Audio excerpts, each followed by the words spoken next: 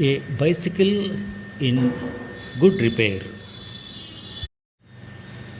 A man I knew proposed one evening we should go for a long bicycle ride together on the following day, and I agreed. I got up early. For me, I made an effort and was pleased with myself. He came half an hour late. I was waiting for him in the garden. It was a lovely day. He said, "That's a good looking machine of yours. How does it run?" "Oh, like most of them," I answered. "Easily enough in the morning, goes a little stiffly after lunch." He caught hold of it by the front wheel and the fork and shook it violently. I said, "Don't do that, you'll hurt it." I did not see why he should shake it. It had not done anything to him. Besides, if it wanted shaking, I was the proper person to shake it.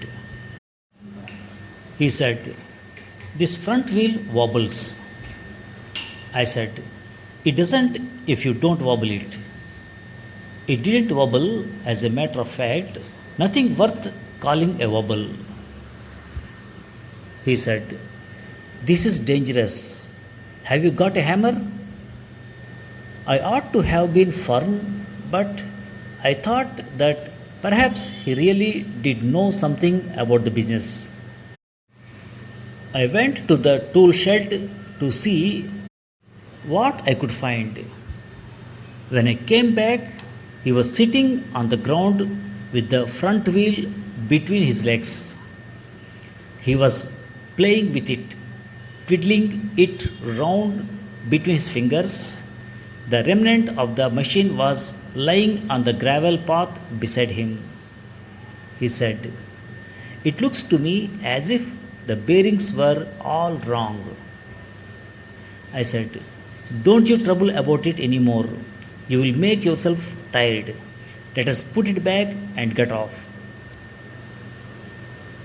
He said, "We may as well see what is the matter with it. Now it is out." He talked as though it had dropped out by accident.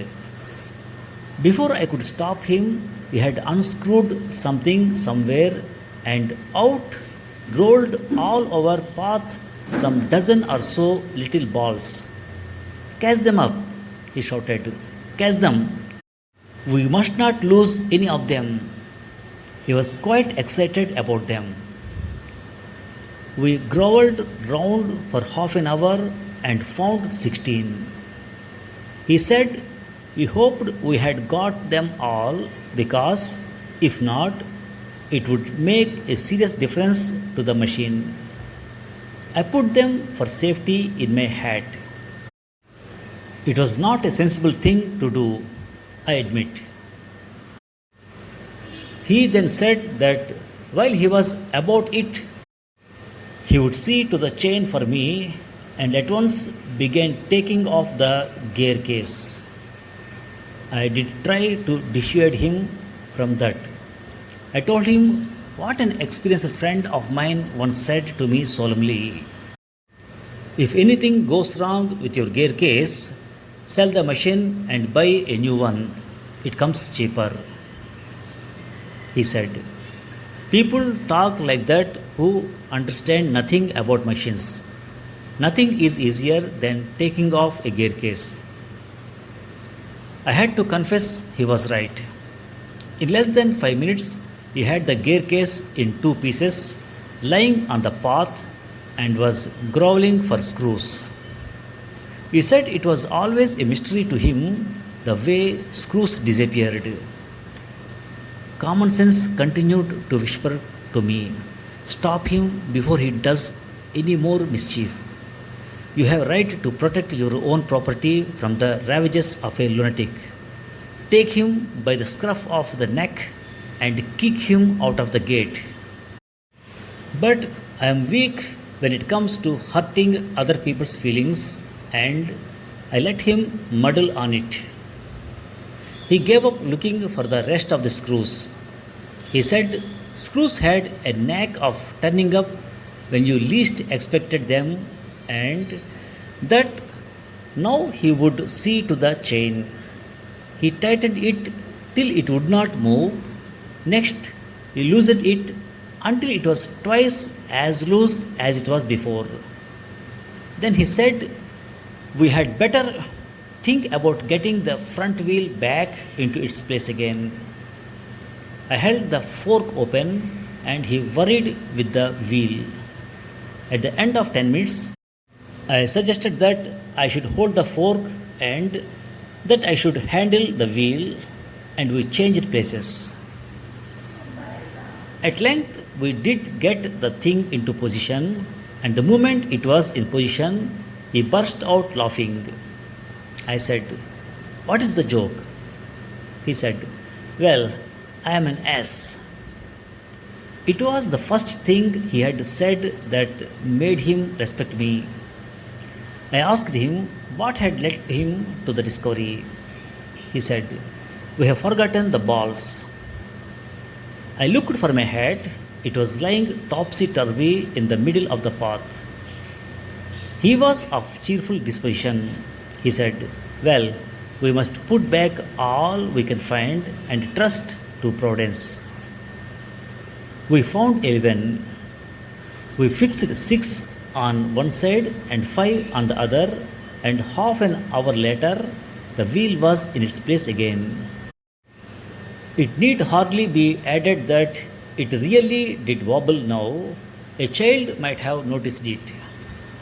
He said it would do for the present. I said, watching you do this is of real use to me. It is not only your skill that fascinates me, it is your cheery confidence in yourself, your inexplicable hopefulness that does me good. Thus encouraged, he set to work to refix the gear case. He stood the bicycle against the house and worked from the off side. Then he stood it against a tree and worked from the on side. Then I held it for him while he lay on the ground with his head between the wheels and worked at it from below and dropped oil upon himself. Then he took it away from me and doubled himself across it till he lost his balance and slid over onto his head. Then he lost his temper and tried bullying the thing. The bicycle, I was glad to see, showed spirit, and the subsequent proceedings degenerated into little else than a rough and tumble fight between him and the machine. One moment the bicycle would be on the gravel path and he on top of it. The next, the position would be reversed, he on the gravel path, the bicycle on him. Now he would be standing flushed with victory, the bicycle firmly fixed between his legs. But his triumph would be short lived. By a sudden, quick movement, it would free itself and, turning upon him, hit him sharply over the head with one of its handles. At 1:15, dirty and disheveled, cut and bleeding, he said, I think that will do, and rose and wiped his brow. The bicycle looked as if it also had had enough of it. Which had received most punishment, it would have been difficult to say. I took him into the back kitchen where, so far as was possible, he cleaned himself. Then I sent him home.